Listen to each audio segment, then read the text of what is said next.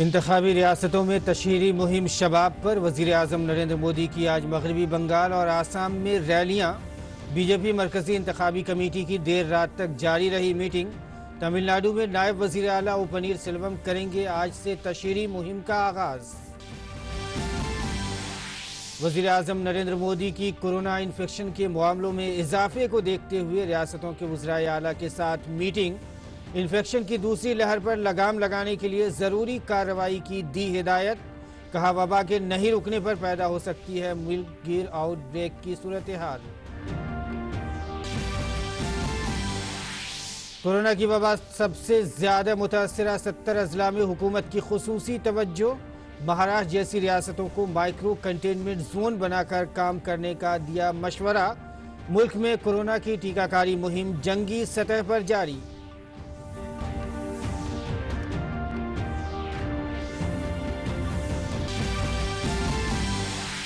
पार्लियामान के budget session के दूसरे मरहले में आज राज्यसभा और लोकसभा में होंगे कई अहम कामकाज। राज्यसभा में वजीर खजाना निर्मला सीतारमण बीमा तरमीमी बिल 2021 पेश करेंगी। सड़क व ट्रांसपोर्ट के मरकजी वजीर Nitin Gadkari vehicle scrap policy पर दोनों ऐवानों में देंगे बयान। मुंबई पुलिस कमिश्नर परमबीर सिंह का तबादला, दी गई होमगार्ड की जिम्मेदारी। मुंबई पुलिस अफसर सचिन वाजे की गिरफ्तारी के बाद से ही परमबीर सिंह पर उठ रहे थे सवाल। साबिक वजीर आला देवेंद्र फडणवीस ने मामले में शिवसेना लीडरों के तरीक़ेकार पर उठाए सवाल।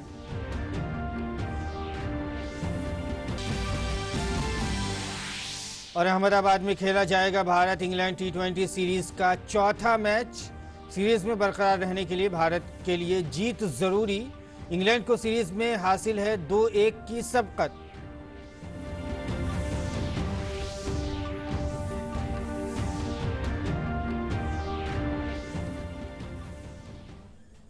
नाजरीन आदाब, उर्दू खबरनामे में आपका खैर मकदम है। मैं हूं आपके साथ मसरूर फैजी और आइए अब खबरों पर तफसील के साथ नजर डालते हैं।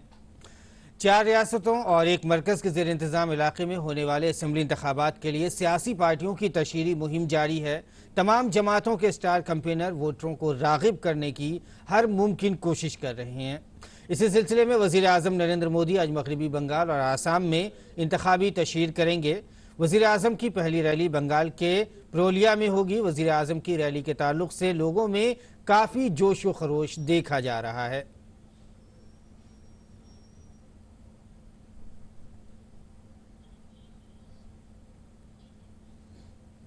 और मगरबी बंगाल की इंतखाबी सरगर्मियों के दरमियान आज वज़ीर आज़म नरेंद्र मोदी पुरुलिया में एक अवामी जलसे से खिताब करेंगे। अवामी जलसे को कामयाब बनाने के लिए बीजेपी के कारकुनान जोर शोर से मसरूफ़ हैं। हमारे नुमाइंदे कुमार आलोक ने रैली की तैयारियों के ताल्लुक से बीजेपी रुकन पार्लियामान ज्योतिर्मय सिंह महतो से खुसूसी बातचीत की है। हमारे साथ हैं स्थानीय सांसद ज्योतिर्मय महतो। और सर, हम आपसे पहले जानना चाहेंगे कि रैली किन मायनों में ऐतिहासिक होगी प्रधानमंत्री की? भारतीय जनता पार्टी की पूरा तैयारी है और पुरुलिया के आम जनमानुस का भी तैयारी है कि विश्व के सबसे लोकप्रिय नेता यहाँ आने वाले हैं हमारे इस पुण्य भूमि में, इस धरती में। तो उसके लिए हर व्यक्ति तैयार है, हर घर से आदमी आएंगे। क्या प्रोस्पेक्ट है बीजेपी का बंगाल में इस बार? देखिए, हमारे गृह मंत्री जी का नेतृत्व में, माननीय राष्ट्रीय अध्यक्ष जी का, माननीय प्रधानमंत्री जी का नेतृत्व में चुनाव हो रहे हैं। गृह मंत्री जी यहाँ बोले हैं कि 2 से अधिक सीट लेके हम लोग यहाँ बंगाल फतेह करेंगे और निश्चित रूप से हम लोग 2 से सीट जीतेंगे। एक क्वेश्चन, लास्ट क्वेश्चन सर, हालिया में जो ममता बनर्जी के जिस तरीके से उनके साथ दुर्घटना घटी, बहुत तरह की बातें कही कि आप कैसे लेते हैं सर इस चीज का? देखिए, मैं तो बोलता हूँ पहले वो स्वस्थ हो जाए। भगवान से मैं प्रार्थना करता हूँ कहीं चोट उट आया होगा तो जल्दी स्वस्थ हो और फिर से मैदान में आ जाए, नहीं तो फिर बोलेगी कि इन लोग ऐसा करवा दिया और हरवा दिया। ऐसा आरोप हमारे ऊपर ना आए। लेकिन मैं ये बोलना चाहता हूँ कि जिसका Z+ सिक्योरिटी है, कैसे कोई घुस जाएगा? और घुसा तो आप जांच क्यों नहीं किया? जांच नहीं किया, किसी को अरेस्ट क्यों नहीं किया? तीसरा जो फ्रंट है जिसमें कांग्रेस जोट है CPM का, इनका क्या भविष्य है बंगाल में? देखिए, बंगाल में कहावत है, छागले तृतीय संतानेर कोनो स्थान नहीं। ये तीसरा बच्चा है, ठीक है? इसका कहीं कोई वैल्यू नहीं है। जिसका वैल्यू ही नहीं, चर्चा ही नहीं, उसको चर्चा करना ही बेकार है। सीधे फाइट है तृणमूल कांग्रेस और बीजेपी का, और कोई नहीं। तो ये थे स्थानीय सांसद ज्योतिर्मय महतो जी, जिनका कहना है कि कांग्रेस और वाम मोर्चे का जो गठबंधन है वो सिर्फ और सिर्फ इसलिए चुनाव मैदान में है बंगाल में क्योंकि वो तृणमूल कांग्रेस को फायदा पहुंचा सके। कैमरामैन सेठी के साथ कुमार आलोक, डीडी न्यूज। और मगरबी बंगाल के बाद वजीर आजम आसाम का दौरा करेंगे। वजीर आजम रियासत के करीमगंज में एक अवामी रैली से खिताब करेंगे।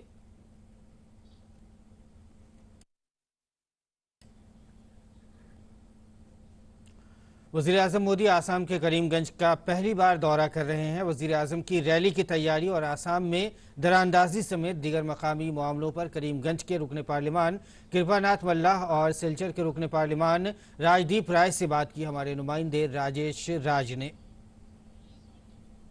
प्रधानमंत्री नरेंद्र मोदी बृहस्पतिवार को करीमगंज के दौरे पर आएंगे और यहाँ पर वो एक विशाल जनसभा को संबोधित करेंगे। हमारे साथ करीमगंज के सांसद हमारी बाईं तरफ कृपानाथ मल्लाह हैं और दाहिनी तरफ डॉक्टर राजदीप रॉय जो सिलचर के सांसद हैं वो मौजूद हैं और ये दोनों सांसद पड़ोसी सांसद हैं।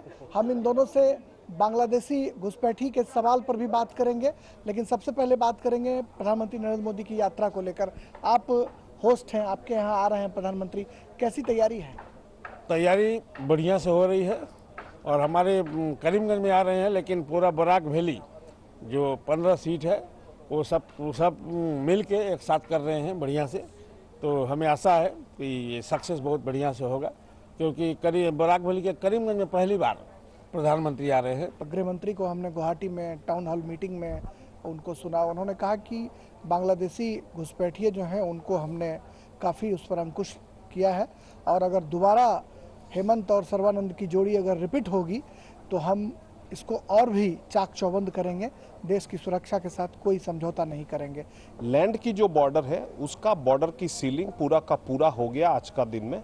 कुछ जगह ऐसे है हम इजराइल से टेक्नोलॉजी लाके उसमें लेज़र की हम बॉर्डर की जो मॉनिटरिंग कर रहे हैं, स्मार्ट बॉर्डर मैनेजमेंट कर रहे हैं और आने वाले दिन में एक भी परिंदा भी पर नहीं मार पाएगा। कुछ जगह है वैसे रिवराइन बॉर्डर जिसपे हम कुछ बॉर्डर फिजिकल बॉर्डर क्रिएट नहीं कर पाएंगे, उसमें नई टेक्नोलॉजी लाकर क्या कर सकते हैं उस पर भारत की सरकार और असम की सरकार के साथ मिलके काम कर रहा है और हम लोग ये बोल सकते हैं कि डेफिनेटली आने वाले दिन में असम को सुरक्षित रखेंगे और घुसपैठ से मुक्त असम हम लोग बनाएंगे। चाय बागान में काम करने वाले जो मजदूर हैं उनके दैनिक जो मजदूरी है उसको बढ़ाने को लेकर कांग्रेस ने अपने घोषणा पत्र में इसका जिक्र किया है। कहा है कि मात्र 167 रुपये मिलते हैं, हम उसको बढ़ाकर 365 रुपये करेंगे। तो क्या लगता है कि चाय बागान के जो मजदूर हैं उनके नाम पर कांग्रेस सियासत भी कर रही है? बीजेपी की सरकार तो 5 साल थी, इससे पहले तो कांग्रेस की ही सरकार थी और बागान के सारे वोट उनको ही जाता था, लेकिन आज तक कांग्रेस ने उनका एक पैसा भी नहीं बढ़ाया, जिसके लिए आप देख रहे हैं कि टी गार्डन अभी बीजेपी के साथ आ गया। हमारे सरकार अलग से, उन लोगों का घर नहीं था पहले, अभी सरकार घर बना रही है। बागान के अंदर में जो लाइन होते हैं जहाँ रहते हैं लेबर लोग, उन लोगों का कभी भी कोई सरकार नहीं सोचा कि उनका भी पक्का रास्ता चाहिए। पहली बार ये सरकार लाइन का रास्ता पक्का कर रही है। पानी का फैसिलिटी पहले नहीं था, प्योर वाटर, ड्रिंकिंग वाटर, उसका भी फैसिलिटी अभी हमारी गवर्नमेंट दे रही है उनको। असम में करीब 940 चाय बागान है, बराक वैली में करीब 140 चाय बागान है। उसमें दिन मजूरी कितना होता था? 70 साल में इन्होंने 65 रुपया दिया है और हमने आने का बाद, हम लोग भारतीय जनता पार्टी आने का बाद ये 65 रुपया से 217 रुपया तक गया और हमारा वादा ये है कि आने वाले दिन में ये 350 रुपया तक जाएगा। दोनों का ये कहना है कि अगर सरकार हमारी बनती है तो सिर्फ हिंसा मुक्त असम ही नहीं, बाढ़ मुक्त असम और फिर चाय बागानों के जो मजदूर हैं उनके हक हुकूक के लिए हमारी सरकार लगातार काम करती रही है। दोबारा सत्ता में आएंगे तो और भी काम करेंगे। कैमरामैन लक्ष्मी कुमार के साथ करीमगंज असम से मैं राजेश राज, डीडी न्यूज़ के लिए।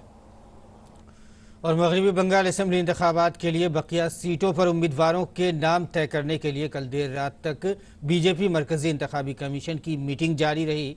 वजीर आजम नरेंद्र मोदी, बीजेपी सदर जेपी नड्डा, वजीर दाखिला अमित शाह समेत सीईसी के अरकान और बंगाल बीजेपी कोर ग्रुप के रहनुमा भी इसमें शामिल हुए। बीजेपी सीईसी की मीटिंग के बाद मरकजी वजीर और टॉलीगंज असेंबली से बीजेपी के उम्मीदवार बाबुल सुप्रियो ने कहा कि जल्द ही उम्मीदवारों की अगली फहरिस्त जारी हो जाएगी।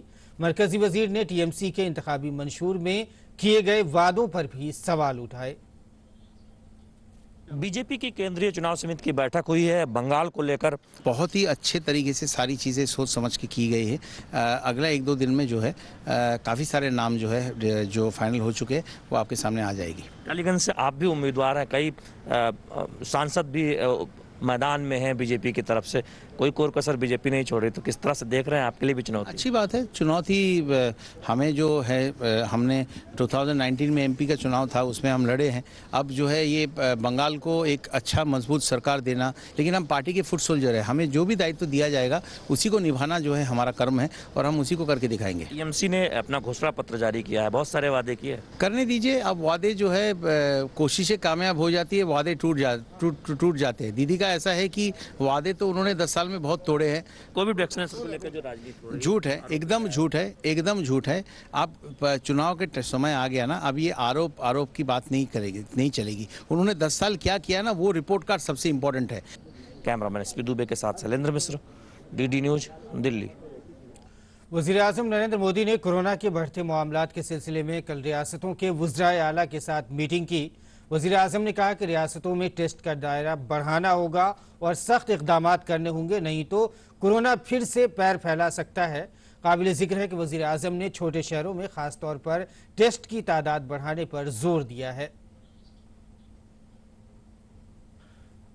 वज़ीर-ए-आज़म नरेंद्र मोदी ने कल रियासतों के वज़राए आला के साथ वीडियो कॉन्फ्रेंसिंग में कोरोना के बढ़ रहे मामलों पर रोक लगाने के लिए ज़रूरी कार्रवाई करने की हिदायत दी।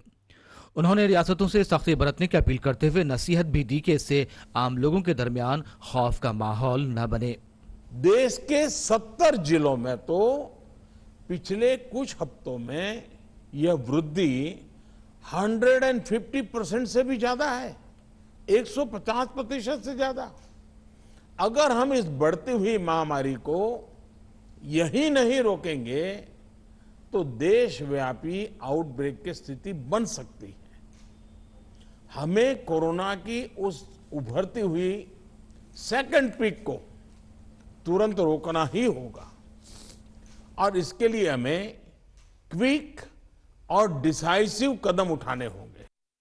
वज़ीर-ए-आज़म ने कहा कि कोरोना की जंग में हम आज जहां तक पहुंचे हैं उससे पैदा एतमाद लापरवाही में नहीं बदलना चाहिए। उन्होंने रियासतों से टेस्ट, ट्रैक और ट्रीट पर भी संजीदगी से काम करने की अपील की। उन्होंने कहा कि RT-PCR टेस्ट रेट 70% से ऊपर रखना बहुत जरूरी है। टेस्ट, ट्रैक और ट्रीट, इसको लेकर भी हमें उतनी ही गंभीरता की जरूरत है जैसे कि हम पिछले 1 साल से करते आ रहे हैं। और RT-PCR टेस्ट रेट 70% से ऊपर रखना बहुत अहम है। वज़ीर-ए-आज़म नरेंद्र मोदी ने छोटे शहरों में कोरोना के फैलाव को रोकने के लिए निगरानी की जरूरत पर भी जोर दिया। इस बार हमारे टियर 2 और टियर 3 शहर जो शुरू में प्रभावित नहीं हुए थे, उनके आसपास के क्षेत्र प्रभावित ज्यादा हो रहे हैं।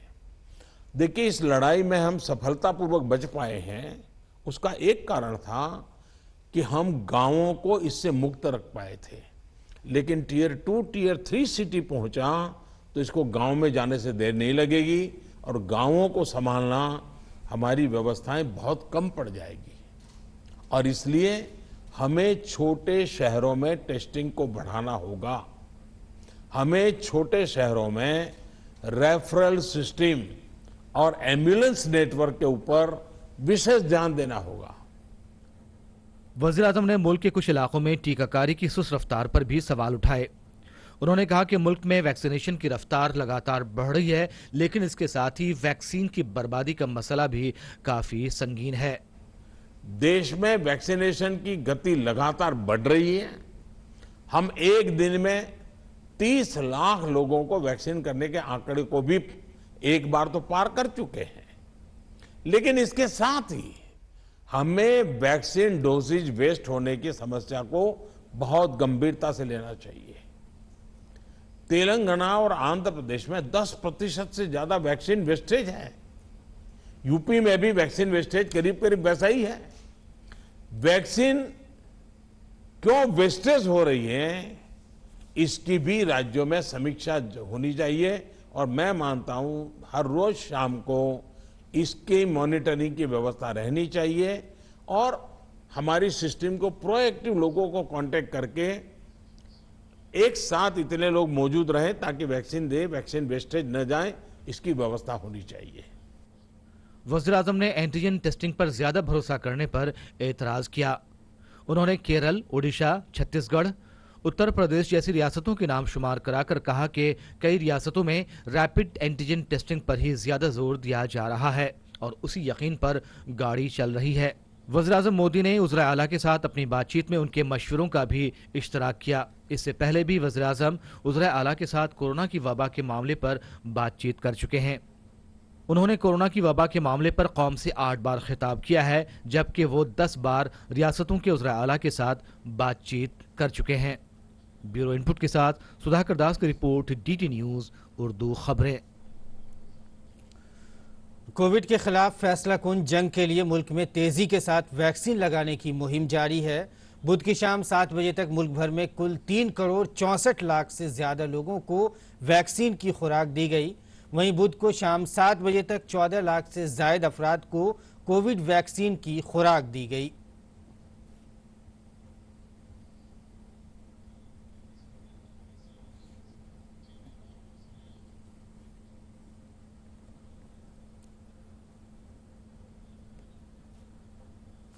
और नाजरीन, महाराष्ट्र की कोरोना की सूरत हाल पर आइए बात करते हैं। हमारे साथ जुड़ रही हैं हमारी नुमाइंदा श्यामा मिश्रा। श्यामा, महाराष्ट्र में हमने देखा है कि कोरोना के केसेस जो है बहुत ज़्यादा अचानक से बढ़ने लगे हैं। वज़ीर आज़म ने कल हमने देखा कि PM ने बात भी की है सारे जो है चीफ मिनिस्टर्स से, और आज भी PM बात करेंगे। तो क्या PM के बात करने से पहले की जो सूरत हाल थी, उन्होंने 3 चीज़ों का जो है ख़ास करके कहा कि टेस्ट है, ट्रैक है, ट्रीट है, इस पे जोर देने की ज़रूरत है। तो कुछ बदलती हुई सूरत हाल नज़र आएगी? लोग लापरवाह हो गए हैं फिलहाल के समय में। ये समय शुरू हुआ वैक्सीनेशन ड्राइव जब से स्टार्ट हो गया, उसके बाद में लोगों को लगने लगा कि पैंडेमिक का जो पूरा एक पीरियड है वो खत्म हो गया है और अब वो लापरवाह हो सकते हैं। लेकिन यहीं पर उन्होंने गलती की और इसके बाद में ही नंबर्स बढ़ना शुरू हो गए। पहले तो नंबर्स हमने देखा कि विदर्भ के इलाकों में से नंबर्स बढ़ने लगे थे। उसके बाद में कई सारे कदम उठाए गए। लॉकडाउन की बात कर लीजिए, जनता कर्फ्यू की बात कर लीजिए, नाइट कर्फ्यू की बात कर लीजिए, ये कई सारे जिलों में हो चुके हैं महाराष्ट्र के, जैसे नागपुर, पुणे, पिंपरी चिंचवड, यवतमाल, जलगांव, ऐसे कई सारे जगह हैं जिन्होंने ऐसे स्ट्रिक्ट मेजर्स अपना लिए हैं। क्योंकि महाराष्ट्र में हम देख रहे हैं कि फर्स्ट वीक ऑफ फरवरी तक नंबर्स जो थे कोविड पॉजिटिव केसेस के वो 2500 3000 तक आ रहे थे, लेकिन उसके बाद में अचानक नंबर्स बढ़ने लगे। कल की ही बात कर लीजिए, कल 23,000 से ज्यादा केसेस आए हुए हैं एक दिन के, और उसके जस्ट एक दिन पहले 17,000 से ज्यादा केसेस आए हुए थे। तो आप देख सकते हैं कि कितना बड़ा डिफरेंस आया हुआ है सिर्फ एक दिन में। इसके अलावा 1,52,000 से भी ज्यादा एक्टिव केसेस है महाराष्ट्र में फिलहाल। तो इसके लिए काफी सारे मेजर्स उठाए जा रहे हैं। मुंबई की बात कर लें तो काफी सारे रिस्ट्रिक्शंस लगाए जा रहे हैं। जो क्राउडेड जगह है, जो बाजार है या जहाँ पे लोग खाते हैं, उसके ऊपर में कड़ी एक तरीके से निरीक्षण की जा रही है कि यहाँ पे कहीं लोग ज्यादा छूट तो नहीं ले रहे हैं, यहाँ से तो ज्यादा कहीं फैल नहीं रहा है संक्रमण।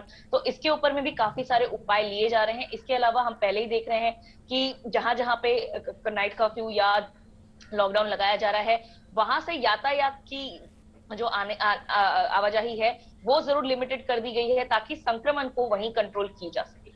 जी श्यामा, हमारे साथ हमारे नुमाइंदे जो है अभी नितेंद्र भी जुड़े हुए हैं। श्यामा, आप हमारे साथ बनी रहें। नितेंद्र, खास करके अगर बात की जाए कि कोविड के खिलाफ जंग में जो है अभी जो है तेज़ी के साथ वैक्सीनेशन का काम चल रहा है, लेकिन उसके साथ ही कुछ स्टेट्स में मामलात बढ़ते भी जा रहे हैं, केसेस बढ़ रहे हैं। ऐसे में PM ने भी कल जो है स्टेट के चीफ मिनिस्टर्स के साथ भी बैठक की और उन्होंने उस पर जो है उनको बताया भी किस तरह से रोक लगाई जाए। तो क्या सूरत हाल है ताज़ा, किस तरह की जो है यहाँ खास करके अगर हम बात करें, आप दिल्ली में हैं और आप लगातार इसको फॉलो भी कर रहे हैं, तो किस तरह की सूरत हाल है अभी?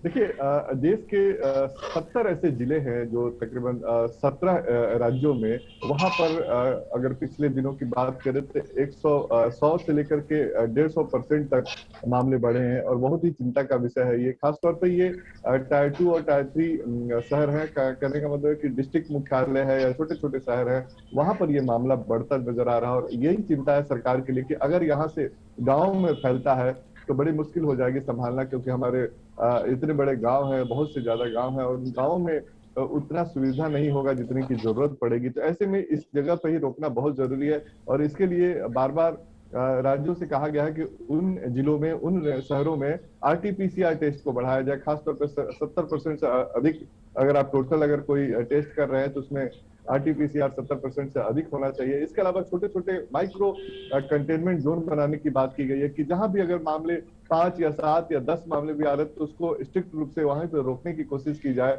ये तमाम घर घर सर्वे किया जाए। अगर कोई एक व्यक्ति संक्रमित है तो उसके कांटेक्ट में आए कम से कम 30 व्यक्ति को टेस्ट किया जाए, उनको आइसोलेट किया जाए। ये तमाम कदम उठाने के लिए राज्यों से कहा गया, क्योंकि लगातार अगर ये केस बढ़ता जाएगा तो आने वाले दिनों में जिस तरीके से पिछले साल बहुत अच्छे तरीके से इसको मैनेज किया गया था वो स्थिति बिगड़ जाएगी। और सबसे इम्पोर्टेंट बात यह है कि हमें और आपको सबको 2 गज की दूरी का पालन रखना है, मास्क लगा के रहना है और भीड़ भाड़ में जाने से बचना है। जी जी बिल्कुल, आपने सही कहा कि मास्क लगा के रखना है और 2 गज दूरी का पालन भी करना है। एक बहुत ही मुख्तसर मैं आपसे जानना चाहूँगा नितेंद्र के प्राइम मिनिस्टर ने जो है वेस्टेज की जो बात की है कि वैक्सीन वेस्टेज बहुत से स्टेट में हो रहे हैं, उस पर किस तरह से कंट्रोल किया जाएगा? देखिए, ये बड़ा चिंता का विषय है कि अगर राष्ट्रीय औसत देखा जाए तो करीब करीब 7% के आसपास है कि वैक्सीन खराब हो जा रहा है या बेकार हो जा रहा है। उसकी वजह यह है कि अगर जिन लोगों ने रजिस्ट्रेशन कराया है, अगर वो उस संख्या में वहां पर नहीं पहुंच पाता है और एक फाइल खुलता है और एक फाइल में मान लिया 10 आदमी को वैक्सीन लगाना है और वहां पे मात्र 5 ही आदमी आ रहा है, तो सिर्फ 5 को लगेगा और 5 का जो वैक्सीन है वो बेकार चला जाएगा। ऐसे में जरूरी है कि जो आपने समय दिया है और समय पर पहुंचे वहां पर वैक्सीनेशन साइट पे, और जो लोग वैक्सीन दे रहे हैं उनको भी ये ध्यान रखना है कि जब संख्या पूरी हो जाए तभी वो पूरी फाइल को खोले, तभी जाकर के इस वैक्सीन को बर्बादी से बचाया जा सकता है, क्योंकि बहुत ही इंपॉर्टेंट हमारा एसेट है। बिल्कुल, बहुत बहुत शुक्रिया आप दोनों का हमारे साथ जुड़ने के लिए। श्यामा आपका मुंबई से और नितेंद्र आपका दिल्ली से, बहुत बहुत शुक्रिया हमसे जुड़ने के लिए। उम्मीद करते हैं कि जल्द ही कोरोना से हालात बेहतरी की तरफ लौटेंगे। हम बेहतरी की तरफ आ भी गए थे, लेकिन अचानक से फिर से जो है कोरोना ने जो है दोबारा दस्तक दी है। हम उम्मीद करते हैं जल्द ही ये हालात बेहतर होंगे। आगे बढ़ते हैं और अब बात पार्लियामान की करें तो पार्लियामेंट में बजट इजलास के दूसरे मरहले में आज राज्यसभा और लोकसभा में मुतअद्दिद अहम मौज़ूआत पर आगे की बहस होगी। इसके साथ ही कई बिल भी पेश किए जाएंगे। आज सड़क व ट्रांसपोर्ट के मरकजी वजीर Nitin Gadkari vehicle scrap policy पर दोनों ऐवानों में बयान देंगे। अगर राज्यसभा की बात करें तो ऐवान बाला में आज वजीर खजाना निर्मला सीतारमण बीमा तरमीमी बिल 2021 मंजूर कराने के लिए पेश करेंगी। इसके साथ ही सियाहत और फूड प्रोसेसिंग की वजारत की कारकर्दगी पर भी बहस होगी।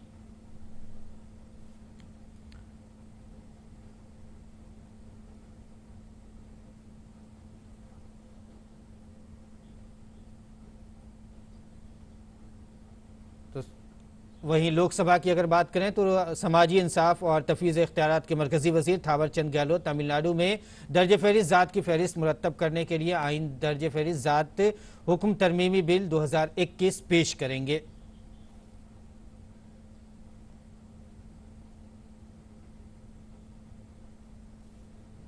और मुंबई में वाक़ मुकेश अंबानी के घर एंटेरिया की केस की जांच कर रही एनआईए के जरिए गिरफ्तार किए गए पुलिस अफसर सचिन वाजे पर देवेंद्र फडणवीस ने कहा है कि सचिन को हाईकोर्ट ने सस्पेंड किया था। उन्होंने कहा कि उनके दौरे हुकूमत में शिवसेना के कुछ रहनुमाओं ने उसको बहाल करने का मुतालबा किया था। इस दरमियान मुंबई पुलिस के कमिश्नर परमवीर सिंह को हटा दिया गया है, उन्हें होमगार्ड महकमे भेज दिया गया है। परमवीर सिंह का किरदार भी सचिन वाजे के मामले में मुश्तबा पाया गया है।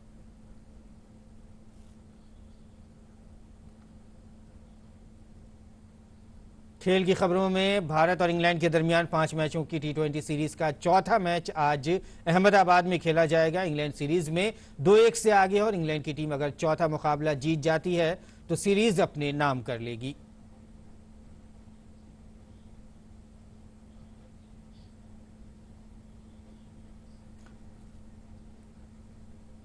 और नाज़रीन अब पेश है दिल्ली से शाये उर्दू के अखबारात का मुख्तसर जायजा।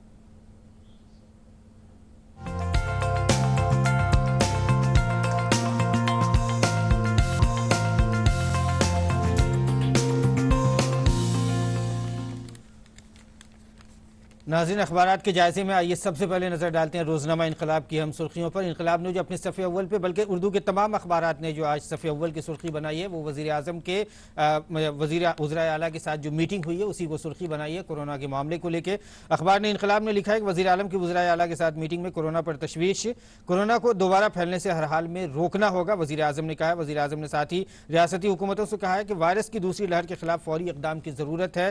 टेस्ट, ट्रैक और ट्रीट के सिलसिले में भी संजीदगी नागुज़ीर है। अपोजिशन ने कहा है कि मुल्क में टीकाकारी का अमल ठीक तरह से नहीं चल रहा है।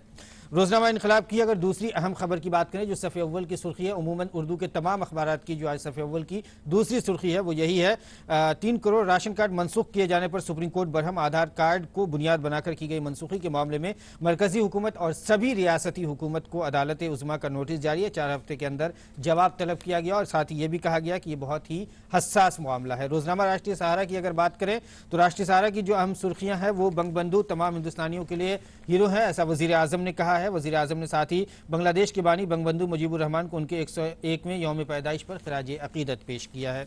रोजनामा राष्ट्रीय सहारा की अगर आलमी सफ़े की सुर्खियों की बात करें तो आलमी सफ़े की जो अहम सुर्खी है वो रूस और ईरान पर अमरीका लगा सकता है पाबंदी। अमरीकी वज़ारत कानून और वज़ारत दाखिला की हालिया इंटेलिजेंस रिपोर्ट में यह एतराफ़ किया गया है कि रूस और ईरान पर अमरीका पाबंदी लगा सकता है। आगे बढ़ते हैं, रोजनामा हमारा समाज की बात करें तो जिस सफ़े अव्वल की पहली सुर्खी है वो मुल्क में कोरोना की नई लहर से मुतालिक है। मुल्क में कोरोना की नई लहर से दहशत, 29,000 मामले सामने आए हैं, 188 अफराद हलाक है। गुज़िश्ता कुछ दिनों में जानलेवा वायरस के कुछ ज़्यादा ही मामलात सामने आ रहे हैं, उसी को लेकर अखबार ने सुर्खी लगाई है। एक और अहम खबर पर नज़र डाल लेते हैं जो सफ़े अव्वल की अहम सुर्खी है, दिल्ली दुनिया की आलूदा तरीन राजधानी, ममालिक में बांग्लादेश की हालत सबसे ख़राब है। तो राजधानी दिल्ली जो है वो एक रिपोर्ट जारी की गई है, उसमें आलमी सतह की आलूदा तरीन राजधानी को करार दिया गया है। स्विस तंजीम IQ एयर की जानिब से तैयार करदा इस वर्ल्ड क्वालिटी रिपोर्ट 2020 में बताया गया कि दुनिया के 50 आलूदा तरीन शहरों में बांग्लादेश, हिंदुस्तान और पाकिस्तान के 39 शहर इसमें शामिल हैं। तो नाज़रीन, ये था दिल्ली से शाये उर्दू के अखबारात का मुख्तसर सा जायज़ा और बुलेटिन में वक्त हो गया है फ़िलहाल आपसे रुखसत होने का, तो फ़िलहाल इजाज़त दें। आदाब।